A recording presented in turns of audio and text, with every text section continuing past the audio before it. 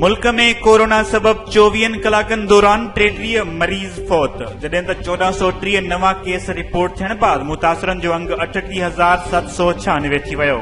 समूरी दुनिया में 7,000 खां वधीक नवां केस ज़ाहिर, मुतासिरनि जो अंग 46,09,000 खां वधी वियो। मुल्क में अॼु खां महदूद पैमाने ते फ्लाइट ऑपरेशन शुरू। कराची, इस्लामाबाद, लाहौर, कोयटा ऐं पिशावर खां उॾामूं बहाल कयूं वयूं आहिनि।